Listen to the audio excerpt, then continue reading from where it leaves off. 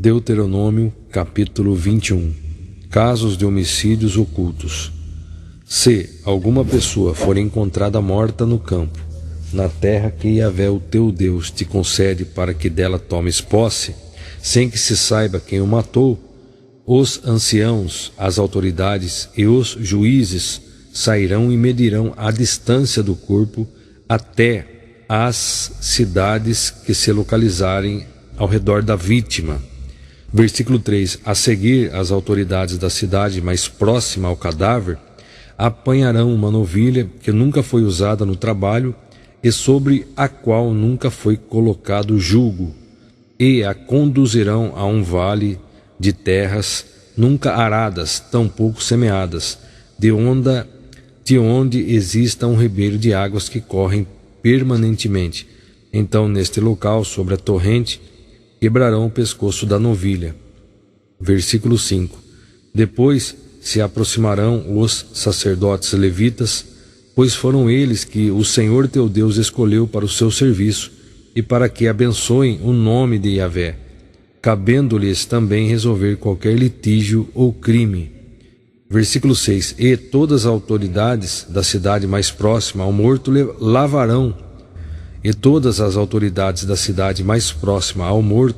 lavarão as mãos sobre a novilha desnucada sobre a corrente das águas. Salmos 19, 3. Não há termos, não há palavras, nenhuma voz que deles se ouça. Entretanto, sua linguagem é transmitida por toda a terra e sua mensagem até os confins do mundo, nos céus. Ele armou uma tenda sobre o sol. Salmos 26, 6. Lavo minhas mãos em sinal de inocência, e assim poderei andar ao redor do teu altar, ó Senhor. Lavo minhas mãos em sinal de inocência, e assim poderei andar ao redor do teu altar, ó Senhor. Veja só, a lavagem das mãos em solene demonstração de inocência, entre parênteses, pureza, em ocasiões especiais, era ordenada pelo ritual mosaico e era comum entre os judeus. Deuteronômio 21, 6, 7. É o que estamos lendo. Era usual entre eles, antes da oração, e os sacerdotes em particular, não podiam realizar qualquer ofício sacro no santuário enquanto não derramassem água limpa do lavatório, lavando suas mãos. Êxodo 40, 30 ao 33. O termo hebraico original, Nikayon, significa ao mesmo tempo, entre aspas, o ato de limpar algo e o estado moral de pureza e inocência. Davi fez uma alusão à prática dos sacerdotes que, quando ofereciam sacrifícios, andavam ao redor do altar. Sua intenção era demonstrar que, como primeiramente lavavam suas mãos e então exerciam seu sacro ofício no altar, os sacerdotes sentiam profunda necessidade de pureza pessoal para poderem se envolver-se no serviço divino. Com este gesto, Davi igualmente lembra a festa dos tabernáculos, na qual o povo, ao 7º dia, circuncidava o altar 7 vezes, levando ramos de palmeiras em suas mãos e cantando hosanas em memória à queda de Jericó. Cerca de 1000 anos mais tarde, Pilatos repetiria o gesto de, entre aspas, lavar as mãos, proclamando-se, abre aspas, inocente do sangue deste justo, fecha aspas. Procurava eximir-se de culpa diante do povo judeu que clamava pela crucificação de Jesus Cristo. Mateus 27, 24. O Cordeiro de Deus sacrificado por nossos pecados e para nossa salvação. Hebreus 10, 1 ao 14. Mateus 27, 24. Percebendo Pilatos que não conseguia demover o povo, mas ao contrário, um princípio de tumulto já era visível, ordenou que lhe trouxessem água. Lavou as mãos diante da multidão e exclamou. Estou inocente do sangue deste homem justo. Esta é uma questão vossa. E todo o povo respondeu: caia sobre vossas cabeças. E o sangue e o seu sangue e sobre nossos filhos. Diante disso, Pilatos soltou-lhes Barrabás, mandou que Jesus fosse flagelado e o entregou para ser crucificado. Observemos aqui, Pilatos, de sua cátedra, abre parênteses, trono, cadeira, estrado, fecha parênteses, de juiz, Pilatos, de sua cátedra de juiz, evoca uma tradição judaica de obediência à lei de Moisés, Deuteronômio 21, versículo 1 ao 9, que estamos lendo. Numa tentativa de esquivar-se da responsabilidade de condenar um justo à pena de morte, ainda mais sendo o Filho de Deus. Entretanto, uma pequena multidão ensandecida tomou para si e para seus descendentes todo o ônus daquele julgamento injusto. Alguns líderes justos se manifestaram contra, mas não foram ouvidos. Lucas 23, 51. Cerca de 40 anos mais tarde, mesmo antes do cerco a Jerusalém, o sangue dos judeus jorrava por todo o país. Ao final do ano 66 foram trucidados mais de 20.000 judeus em Cesareia por seus próprios concidadãos gentios. Em Citópolis, os Cirlos massacraram 13.000 judeus. Em Alexandria, mais de 50.000 judeus foram chacinados por cidadãos gregos e soldados romanos, e suas casas reduzidas a cinzas. O massacre em Jerusalém não poupou nem os bebês. O próprio pátio do templo virou um lago de sangue.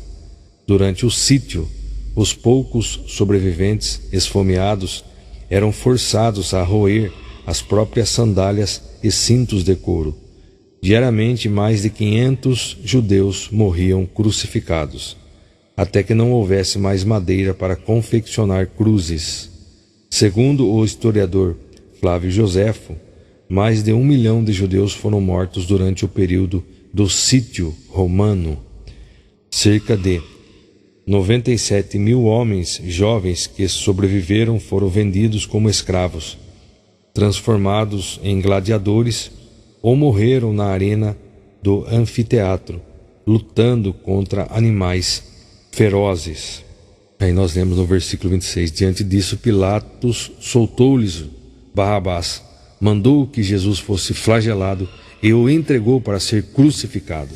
Veja só, Pilatos tenta evitar a morte, entre aspas, do divino, como teria se referido ao Senhor mais tarde, e saciar a sede sanguinária da multidão, submetendo Jesus a uma terrível sessão de açoites. Esse tipo de castigo era tão cruel que fora proibido aos cidadãos romanos, sob qualquer motivo. Apenas escravos e provincianos eram chicoteados como preparação para a crucificação. Os chicotes eram feitos de finas tiras de couro duro, trançadas com pedaços de osso, chumbo e espinhos agudos e venenosos. O martírio de Policarpo, por exemplo, é descrito nos documentos da comunidade de Esmirna como, abre aspas, dilacerado pelos açoites a ponto de ser possível ver os vasos sanguíneos interiores e a estrutura do seu corpo, fecha aspas. Eusébio relata sobre o flagelo do cristão Doroteu, sob Diocleciano, abre aspas, até seus ossos ficaram expostos, fecha aspas. Por isso eram comuns os flagelados morrerem antes da crucificação. Mas Jesus suportou tudo em silêncio. Isaías 53. Jesus suportou tudo em silêncio. Muito sacrifício foi oferecido para que os discípulos de hoje possam servir a Cristo com liberdade e alegria. Continuando em Deuteronômio, nós lemos o versículo 6. Todas as autoridades da cidade mais próxima ao morto lavarão as mãos sobre a novilha, desnucada sobre a corrente das águas. Continuando agora, versículo 7. fazendo a seguinte declaração: Nossas mãos não derramaram este sangue inocente, e nossos olhos nada testemunharam. Versículo 8: Aceite, ó Senhor, esta propiciação em benefício de Israel, teu povo, a quem resgataste, ó Yahvé. Não julgue o teu povo culpado do sangue de um inocente. E assim a condenação pelo derramamento de sangue está propiciada. E assim a condenação pelo derramamento de sangue será propiciada. Será propiciada. Tu, porém, farás com que desapareça do teu meio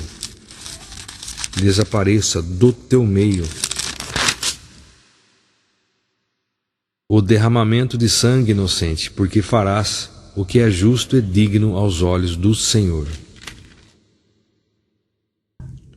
A esposa, prisioneira de guerra.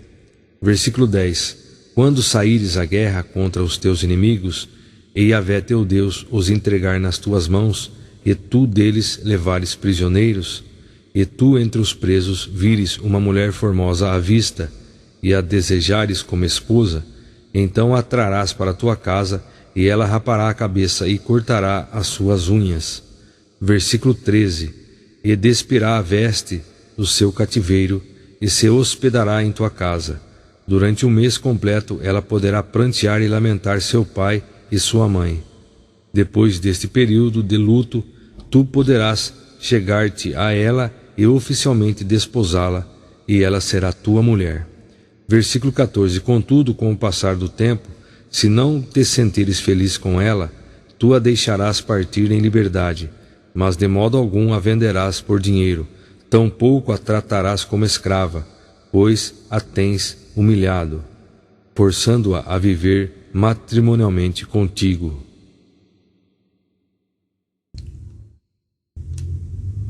Salmos 45, verso 12.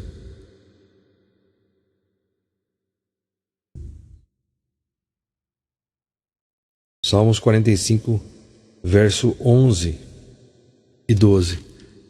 E assim cantará tua beleza o rei, e sendo ele teu senhor, inclina-te em reverência perante ele. A ti, filho de Tiro, os poderosos cortejarão com seus presentes. Veja aqui no comentário, este versículo no original hebraico pode ser assim transliterado: Uvat Tsor, Beminchá, Passaí, Yashalu, Ashire. A expressão literal, entre aspas, filha de Tiro, é uma personificação da, entre aspas, cidade de Tiro e dos seus habitantes. 2 Reis 10, 21. O rei de Tiro foi o primeiro governante estrangeiro a reconhecer a dinastia de Davi. 2 Samuel 5:11. Salomão manteve grande amizade e bons negócios com esse rico e grande centro comercial à beira do Mediterrâneo, que, como diz a profecia, buscou em Israel os favores da bela esposa do rei. 1 Reis 5, 9, 10 ao 28, Ezequiel 26, 1. Voltando em Deuteronômio,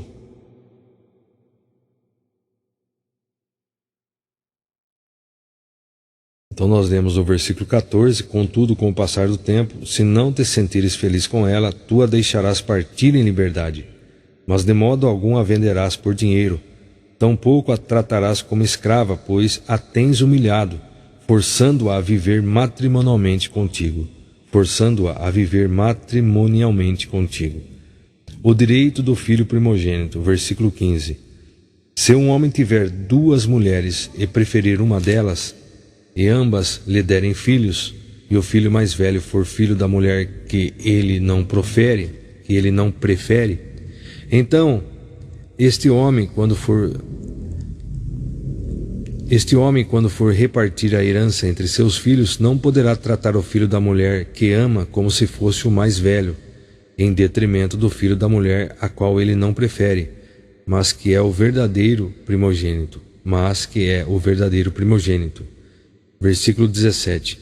Reconhecerá como primogênito o filho da mulher da qual ele não prefere, concedendo-lhe porção dupla e tudo quanto possuir, porquanto ele é a primícia da sua virilidade, e todos os direitos do filho mais velho, o primogênito, lhe pertencem.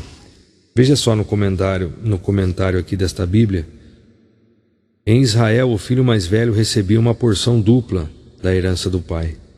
O direito da primogenitura incluía a herança de toda a propriedade e bens da família em porção dobrada relativa aos outros filhos.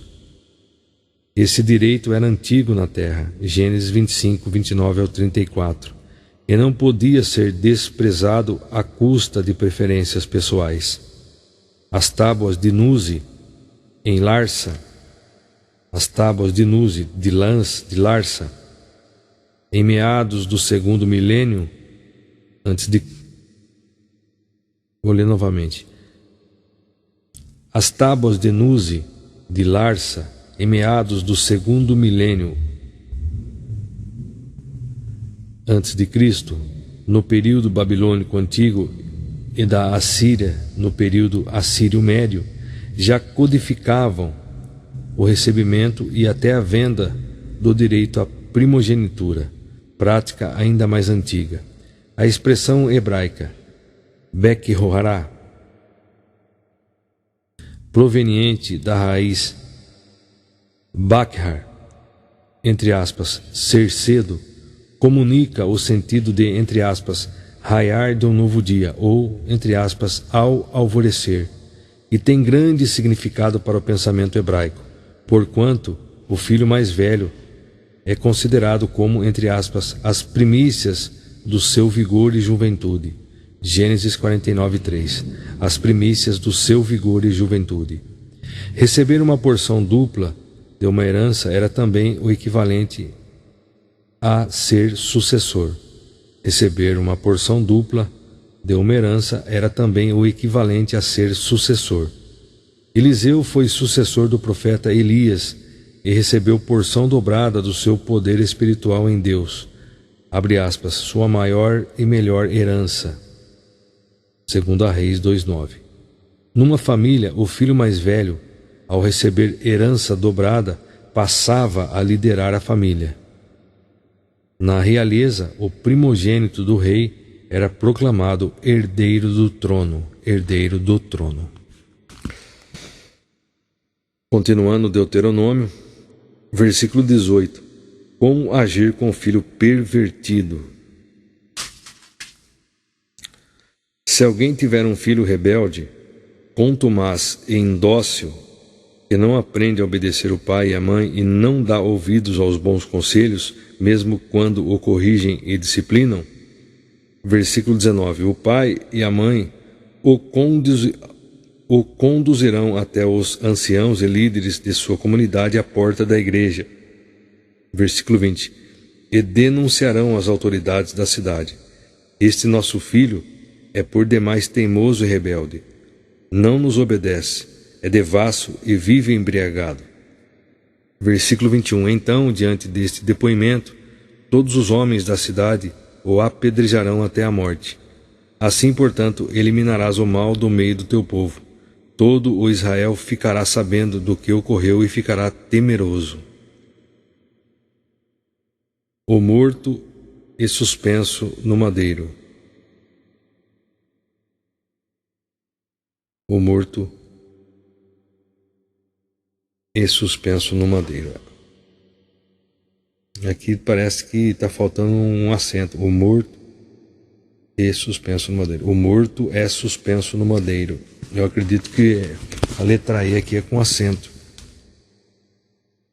Versículo 22, vamos estar lendo. Se um homem culpado de um crime que merece a pena de morte é morto e suspenso a uma árvore, seu cadáver não poderá permanecer na árvore durante a noite. Tu o sepultarás naquele mesmo dia, pois o que for pendurado no madeiro está debaixo da maldição do desprezo de Deus. Sendo assim, não tornarás impura a terra que o Eterno teu Deus te dá como herança. Vamos ler aqui na Almeida Revista Corrigida. Os cadáveres serão tirados do patíbulo. Versículo 22. Quando também em alguém houver pecado, digno do juízo de morte, e haja de morrer, e o pendurares no madeiro, o seu cadáver não permanecerá no madeiro, mas certamente o enterrarás no mesmo dia, porquanto o pendurado é maldito de Deus. Assim não contaminarás a tua terra, que o Senhor teu Deus te dá em herança. Referência cruzada. Vamos abrir Atos 23, versículo 29.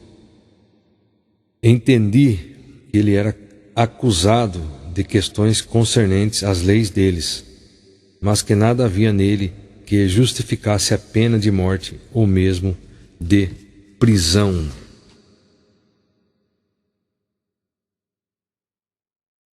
Veja o comentário. Da mesma maneira como ocorreu no desenrolar do julgamento de Jesus Cristo diante de Pilatos, Lucas 23, 4 ao 22, Paulo é reconhecido pelos próprios líderes romanos, entre parênteses pagãos, como inocente. Mais uma referência cruzada,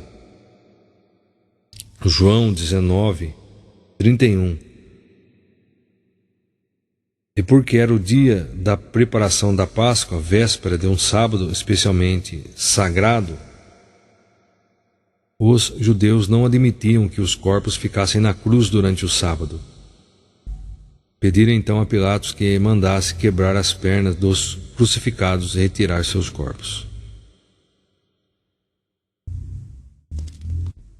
Versículo 32. Sendo assim, vieram os soldados e quebraram as pernas do primeiro e em seguida do outro homem que, com Jesus, haviam sido crucificados.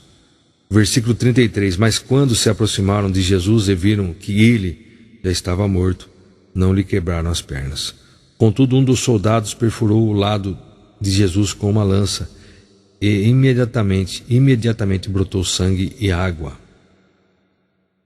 E aquele que a isso presenciou, disso deu seu testemunho, e o seu depoimento é verdadeiro, pois ele está consciente de que está relatando a verdade para que também vos creiais.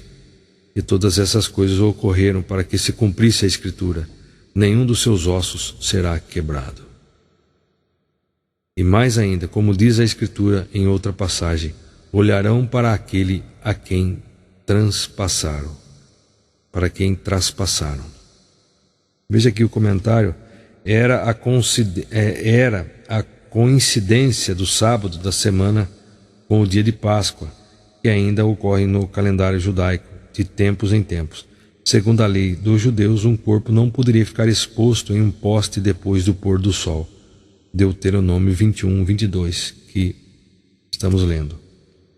Aí nós lemos também aqui, versículo 34 de João 19, contudo um dos soldados perfurou o lado de Jesus com uma lança e imediatamente brotou sangue e água. Veja aqui o comentário. Essa é uma das evidências da completa humanidade de Jesus e que simbolicamente aponta para a água batismal e o vinho, sangue da ceia. 1 João 1, 7. 1 João 5, 6, 8.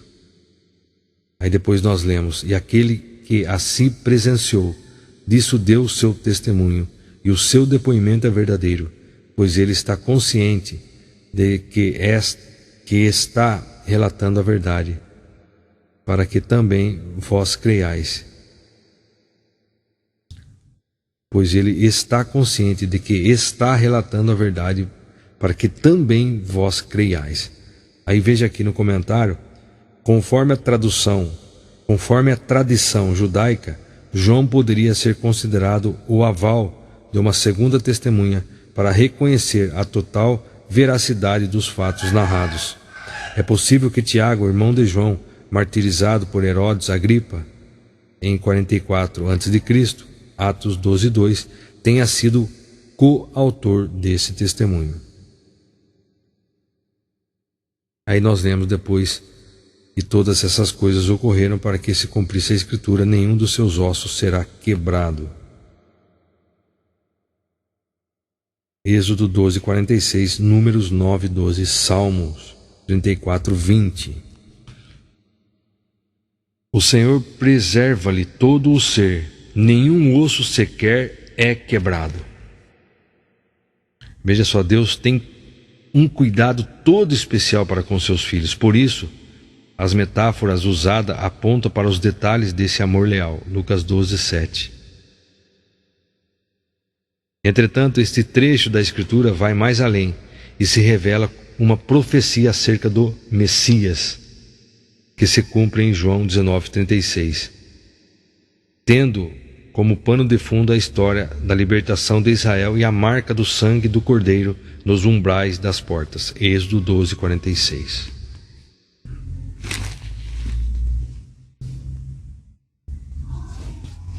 Aí depois nós lemos o versículo, voltando em João 19, versículo 37, e mais ainda, como diz a Escritura em outra passagem, olharão para aquele a quem traspassaram, aquele com letra maiúscula, se referindo a Jesus Cristo, o Messias, aquele a quem traspassaram.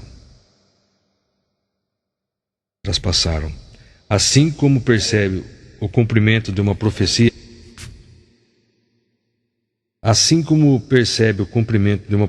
no fato de as pernas de Jesus não terem sido quebradas, João cita o texto profético Zacarias 12:10, ao ver os soldados perfurarem o lado de Jesus.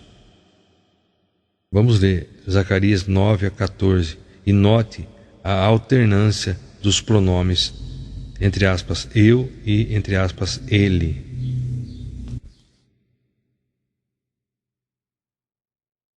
Depois nós vamos gravar, então. Eu ainda não gravei o livro de Zacarias, vamos gravar e a gente vai ler.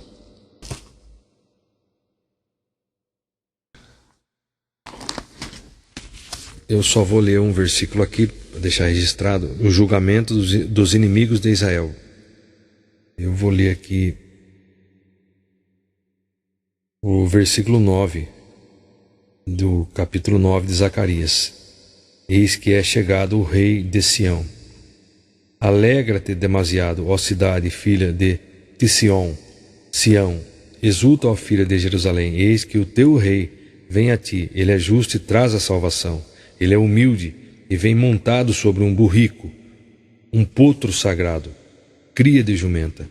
Versículo 10. Ele destruirá os carros de guerra de Efraim e os cavalos de Jerusalém, e os arcos de batalha serão quebrados.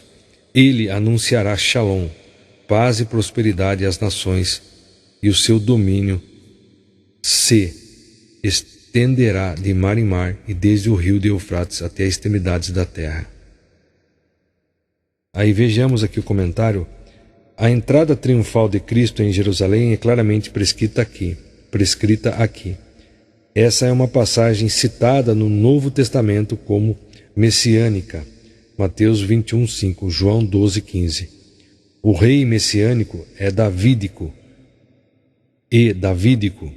Ajusta-se ao padrão divino moral e ético, sobretudo como é revelado na legislação mosaica, característica do rei ideal e altíssimo. A montaria, entre aspas, um jumentinho, era sinal de humildade, sabedoria e paz. Os guerreiros iam para as batalhas montando grandes e robustos cavalos com adornos e proteções militares. Somente os príncipes montavam filhotes de jumentos. A montaria real usada por Davi e seus filhos fora a mula. Segundo Samuel 18:9, 1 Reis 1:33. Muito bem, então nós concluímos aqui a leitura de Deuteronômio, capítulo 21.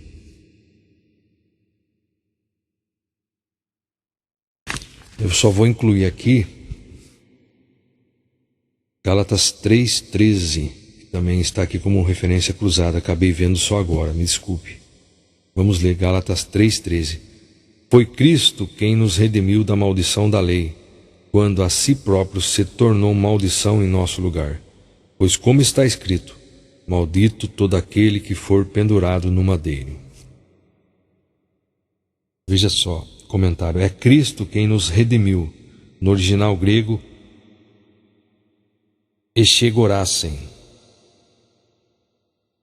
com o sentido de, entre aspas, comprou para pôr em liberdade da maldição a que estávamos condenados pela lei. Romanos 8:3.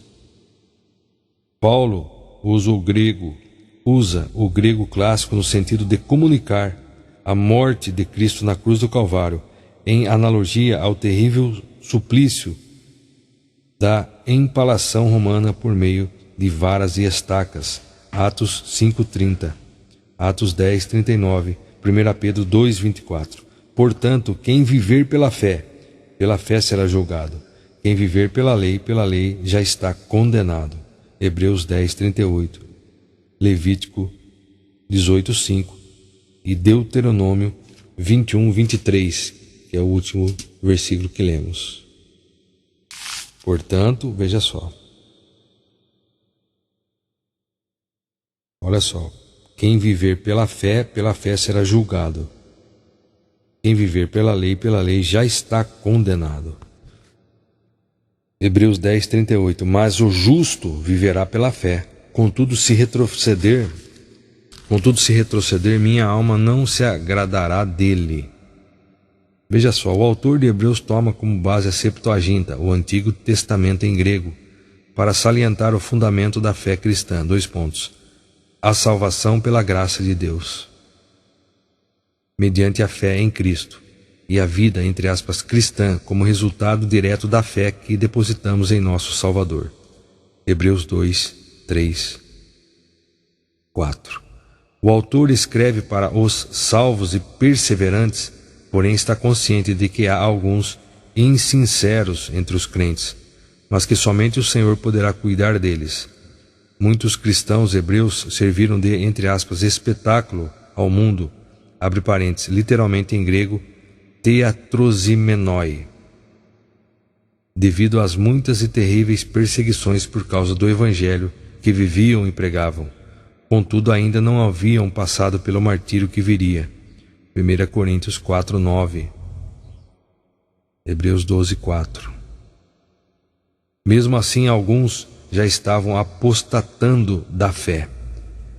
Em Jerusalém, porém, vários santos, líderes do Senhor, morreram torturados por proclamarem a mensagem salvadora de Jesus Cristo. Estevão, Tiago, filho de Zebedeu, Tiago, irmão do Senhor Jesus, esses por volta do ano 62 depois de Cristo. Hebreus 12:4. Ora, na guerra contra o pecado ainda não tendes resistido até o extremo de derramar o próprio sangue. Romanos 12:3. Refleti profundamente sobre aquele que suportou tamanha oposição dos pecadores contra a sua própria pessoa, para que não vos fatigueis e enfraqueçais, tampouco desanimeis, para que não fatigueis. Em outra versão fala, para que não enfraqueçais, tampouco desanimeis. Jesus Cristo sofreu infinitamente mais do que qualquer ser humano em todos os tempos. Por isso ele, por meio do seu Espírito, pôde compreender perfeitamente e ser sensível às nossas aflições, e não apenas ser solidário, mas efetivamente nos livrar de todo o mal. Essa certeza deve nos fortalecer e animar, especialmente quando passamos por momentos de grande tristeza, incerteza e sofrimento. Isaías 40:28-31.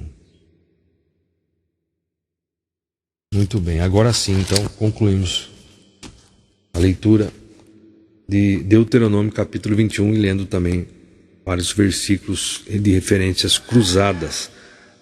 Graças a Deus, todas as dúvidas nós esclarecemos na palavra de Deus. Lembrando que o Velho Testamento se cumpriu no Novo Testamento. Hoje nós vivemos o Novo Testamento. Nós ouvimos o que Jesus falou. Nós estamos lendo o Velho Testamento para termos conhecimento. Conhecimento também histórico.